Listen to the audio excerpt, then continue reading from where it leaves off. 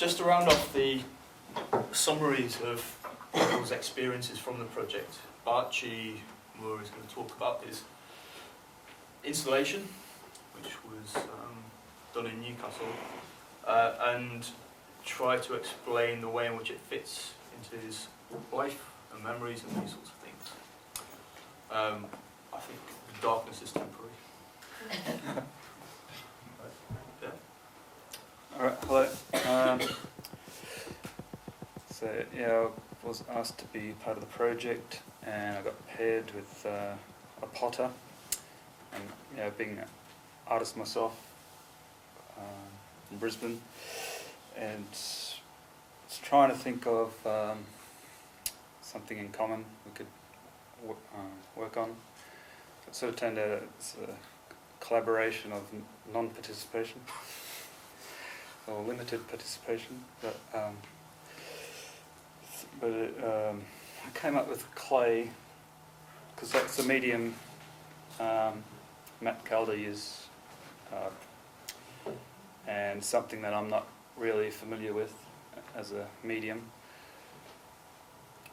And then I started to think about, maybe an idea for the exhibition could be all our memories of clay during our lifetime. So, and I got 1.5 tons of clay, which was extremely excessive amount. I had like 80 bags left over.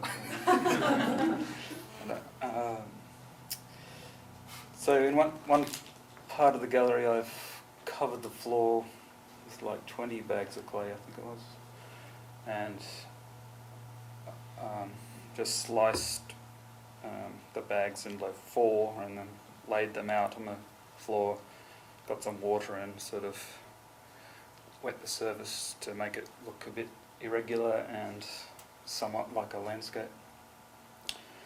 And this is like the start of it, and I let it dry out, naturally crack with the exposure to the air and light.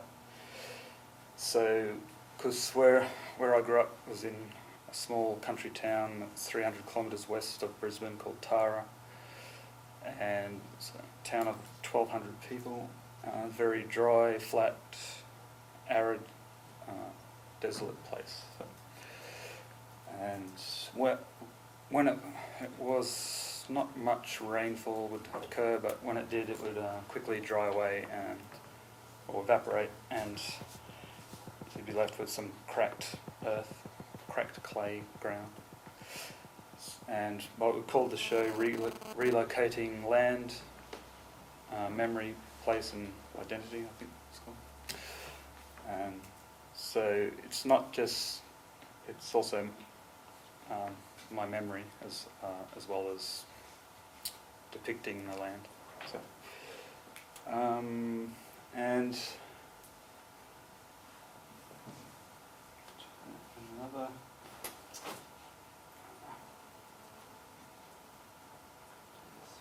Do you want me to? Because you've actually got to use that as the monitor. And well, I can show you the other piece I used with. Had a track of clay on the floor, and I got a tractor tyre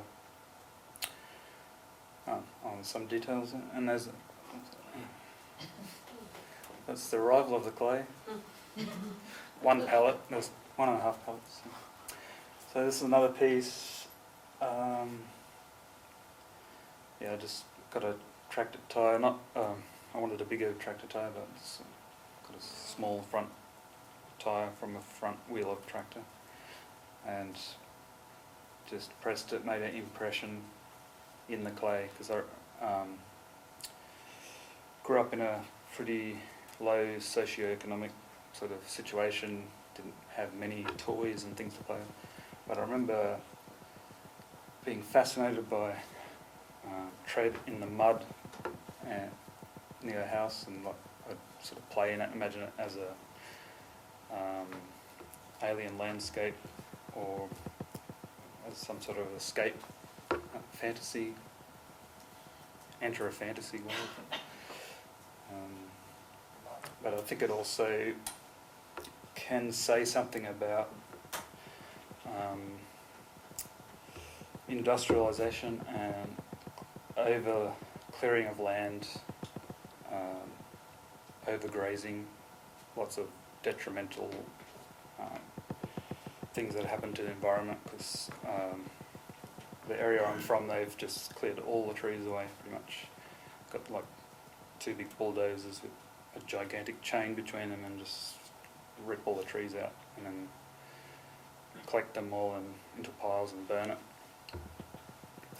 So when also thinking about that sense of place and how Aboriginal people have a connection to land, I sort of don't have that really. Like I sort of have,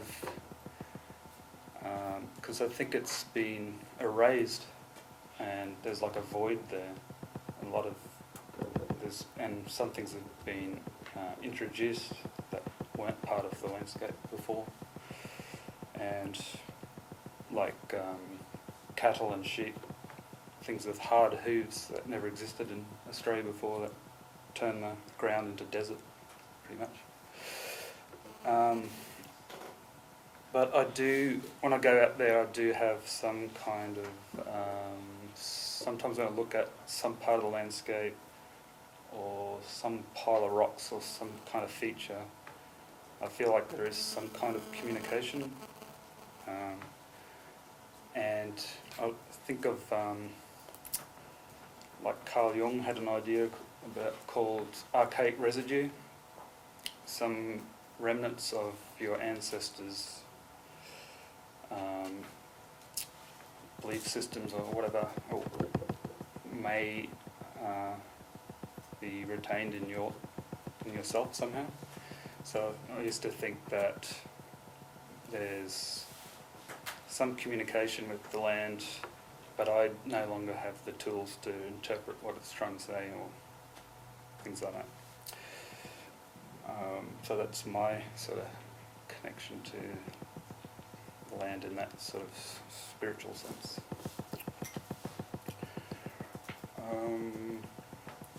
So I can show the pipe, I guess. And another. Also got.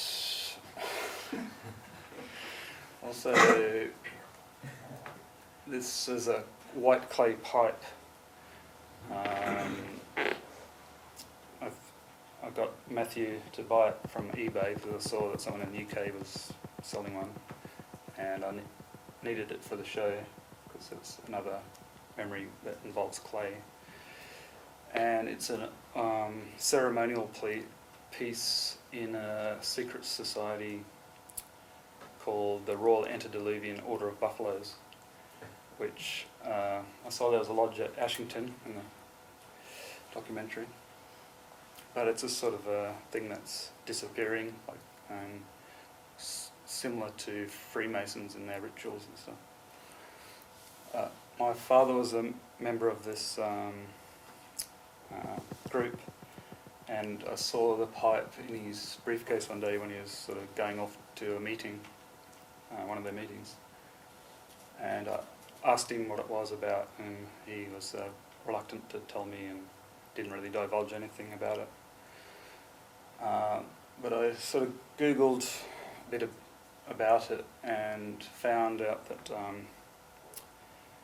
it's part of a ritual for new initiates to the lodge. Pipe would be broken and presented to the initiate, and that's what I remember in the briefcase. It was a broken white clay pipe. So I broke it in a gallery and displayed it broken as well. But I think it also embodies family secrets, because my father had a very secretive former relationship, marriage, where he was ostracised from all of his family, I think for a pretty good reason, I sort of discovered. And was I going to say after that? Yeah, so I was interested in secrets, and I'm not sure. Yeah, I'm not sure if he's actually a biological father as well. So. I didn't think.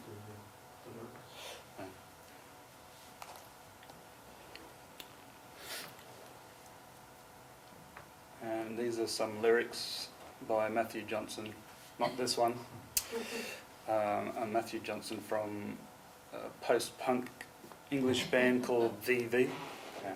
So I used to listen to, sort of my favourite genre of music is like post-punk, anything from 1978 that came out of England, like The Cure or Joy Division, New Order, or Jesus Mary Chain, or they're Scottish, but VV, I think Julian Coates, people like that. But I used to relate to the lyrics. I sort of discovered something, people sort of talking about something, some feelings that I've had, and that wasn't happening with, like, I wasn't really interested in music until I discovered these kind of bands. And the lyrics are kind of alienating, or sort of human condition stuff, about that. And I was thinking about alienation as a form of self-preservation, because if feeling excluded and victimised by society, sort of can relate to this stuff.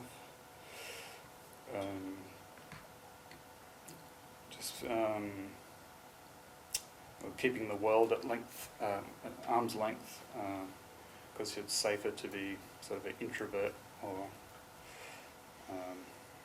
maybe it was shyness as well. So you've obviously it was quite an ambitious installation, and the collaboration didn't quite happen or whatever. So yeah, the idea was to collaborate on something. For various reasons, it's probably my paired partner wasn't very communicative, but I think that I can relate to that, understand what's happening. I think because I think we might have that shared sense of alienation or uncertainty about certain things, or just putting yourself out into public arena. But he sort of reminds me of myself maybe 10 years ago or something. And you spent a month here. Has there been anything that has resonated with you about the experiences of people in the Northeast?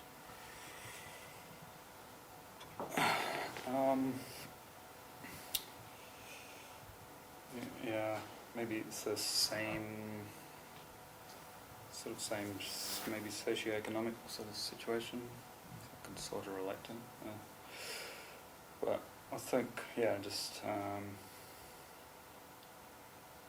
with Matt, as that shyness or choosing to avoid social situations. And that's, I can relate to that stuff. Right, okay. Okay. Are there any questions for Archie?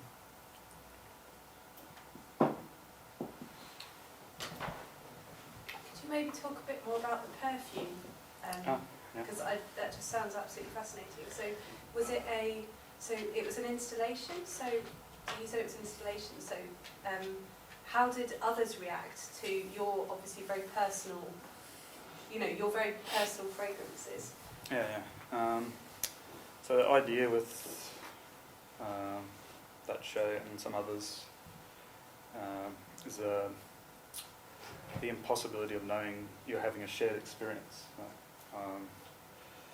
So we can never know if another person's experiencing the same thing as what you're experiencing.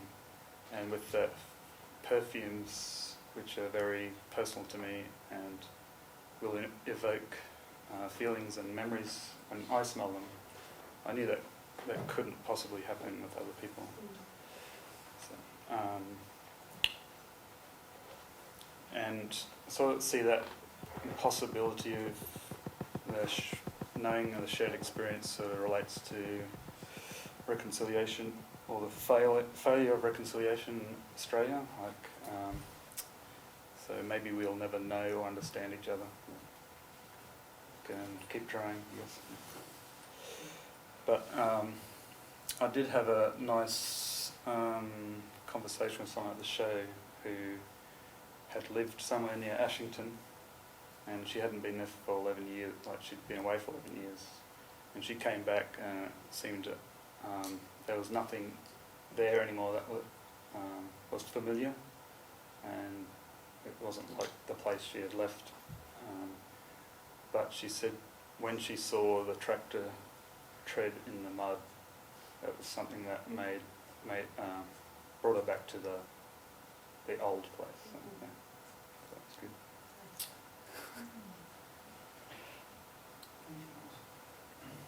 John? I'm really interested in something you said, which resonates a lot with Irish culture as well. It's often said in Ireland that the Irish have this kind of special connection to the land and all that. You know, it's a kind of big deal in Irish kind of self-presentation, and yet there are now, you know, half the population is now urbanized, and they don't have any actual connection to the land apart from relatives that live out in the countryside and so on. And so I think for a lot of Irish people, even with those kind of connections, and certainly for working class people that have lived in places like Dublin for generations and so on, they don't have this kind of sense of connection with the land. And that's what you said about yourself too, that you come from this cultural group that is that presents itself as having this special connection with the land. If you personally don't have that sense I of believe it, that. then you reconstruct this idea that maybe having this kind of Jungian kind of archetypal. Well, I believe other people do. Like, yeah, have but that connection. I mean, I guess it's it raises kind of interesting questions of, you know, what's a culture? What is it to be a member of a culture? You know, to have a shared culture with people when there are actually kind of aspects of the purported shared culture that you as a member of that cultural group don't actually feel in yourself. And so is there something changing about the culture, or something phony about the cultural group's self-presentation, presentation itself of what its culture is, or you know, do you feel kind of sense of alienation from what you say, what you think of as your own culture, because of the fact that you don't get this bit that the other people in the group feel? So I mean, this isn't a coherent question, it's just kind of invitation to reflect back. Yeah, I sort of grew up without any sort of guideposts or anything. Like, I didn't fit in with the white society, and my family, Aboriginal side of the family, were very disconnected, and sort of just grew up with my mother, Aboriginal mother, and she was sort of very apathetic and didn't show any loving gestures or anything like that. Not out of meanness or something, I just think she didn't know how to do that. Yeah. And I didn't have any traditional connection to, like my grandparents were in another town, like another 3 hours away, that I rarely got the chance to visit. But so yeah, I didn't know, and I still have that feeling of sort of don't know where to fit into what group, or because some people don't like you because you're black, some don't like you because you're not black enough. And some, you know, you can get that from Aboriginal people as well. So may not be black enough for them. And I was saying, someone just before about, I had a friend who said, like, sort of said, "Oh, you're okay because you're not a real bung." Like, it's a racist word for Aboriginal people. Yeah. So that's a degree of acceptance from them. You know. Do you ever, I mean, is there a kind of cultural equivalent of that? You're not dark enough thing of, like, you don't really get the kind of land thing or something like that, or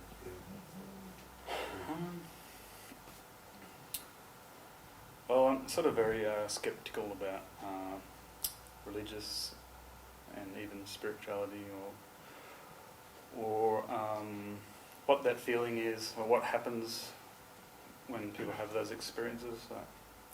Because I'm not sure whether there is something there, or is it just a chemical going to your brain, or something from what other people say, or what you're drawing on. Yeah, I'm not sure with it. But I never feel like there's a real other world somewhere. But there may have been, like, I think there may have been with my ancestors, you know, like there's small fragments of it that come through. Yeah, it was really interesting presentation, and I just, one of the things you were saying about, which picks up again, about how interesting this installation around perfume and smells, and what you said in response to that about how, you know, personal experience and, like, can we ever really know or understand other experiences, which is really interesting because of some of the earlier comments or discussion around identity and the way in which culture becomes constructed. And then Matthew said something about sometimes it's almost like a parody of what it can be sometimes, which, and I just wondered about sort of your reflections on this, about how sometimes like this, well, the state requires cultures to present themselves as knowable, as understandable, in order to then do things around them. And obviously from my interest is around immigrant cultures in the UK, so I guess sort of thinking about your reflections between your experiences in the UK and Australia. So in terms of that, so in terms of British or immigrants from the new Commonwealth, that sort of almost for some of them where they had to, I went to this event yesterday where they were talking about how in this part of London that you have different community centres for each ethnic group, and that's because the state progressed that particular idea. And then someone said, well, of course, there's no money, so they need to have one community centre, but they just won't accept it, that they need to just work together, like in that sort of really dismissive way, like we created one thing, and now we want something else, and why can't they just do that? And I just thought, and I read, you know, which made me feel very depressed about being a planner or working in planning. But there's as well as that, sorry, this is a very long point, also about sort of ideas of like self-colonisation and sort of various writers about that, about how that mentality gets taken on. So, you know, in the recent, with the rise of like the far right in the UK, it's really interesting because people of my parents' generation have taken on these strange racist attitudes towards new migrants to say, yeah, they shouldn't be allowed to come over because they're making Britain this place that's not British anymore. So And then but there's like you can't even argue with the lack of logic in that argument of like resisting migration. So anyway, so I just wondered about your reflections on. They feel British now. Yeah. So and all, but for me, because one of my parents is Chinese and the other is Indian Mauritian, the thing I've had all my life is, and it was said the other day, it hasn't been said for a while, is you're fake Mauritian, you're fake Chinese because you're not one culture or the other. So it's like, almost, it's a shame that you're not one or the other, because very solid ideas. They need a one-dimensional character. Yeah.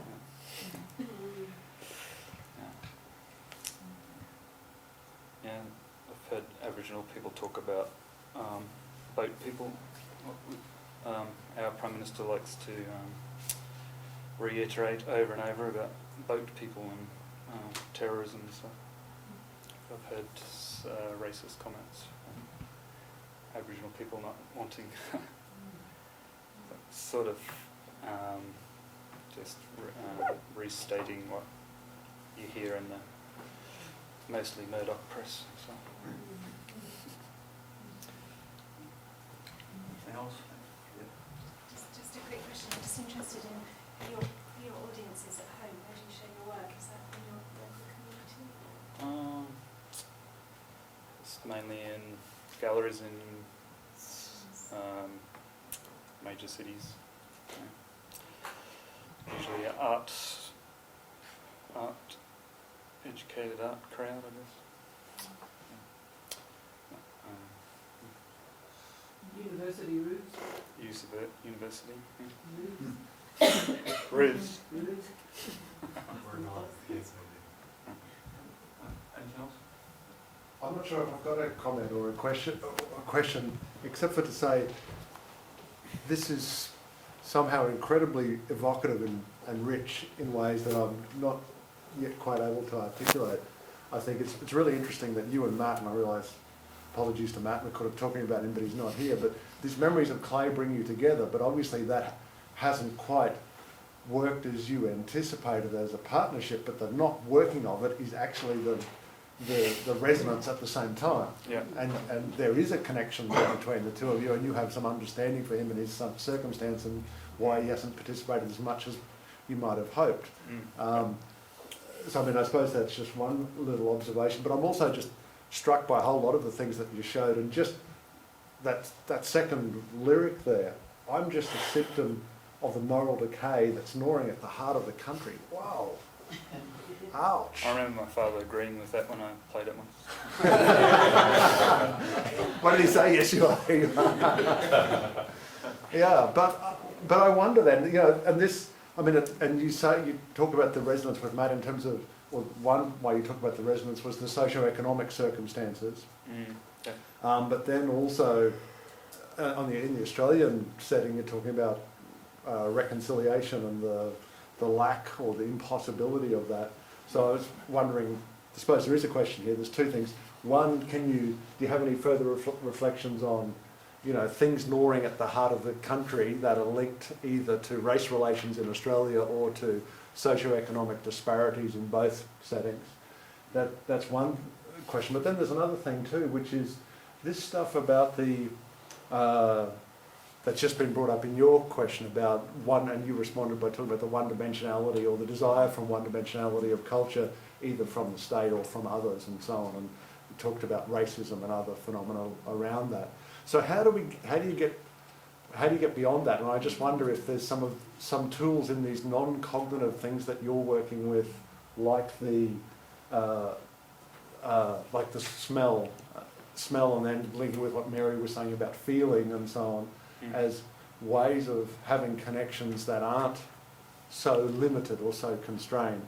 Maybe that one's a bit obscure, but there's a couple of sets of questions there. Whatever if there's anything in there you want to respond to. But thanks, it was really interesting. Thank you. Well, that song, I think, was about people who'd rather stay in bed than get up and protest. So I think there's quite a bit of apathy in Australia when it comes to standing up for erosion of your civil liberties and any other kind of draconian law they seem to pass without any much fuss. A lot of the times they'll have a trial run on Aboriginal groups, don't they? Like you're talking about income management before, and I think that was trialled first on Aboriginal people, you know, to see how it goes, and no one complained other than that Aboriginal people affected, and then they start to roll it out to white communities, start to broaden it. And but maybe people are a bit jaded about protesting as well, because the largest protests were against the Gulf War and it had no effect at all.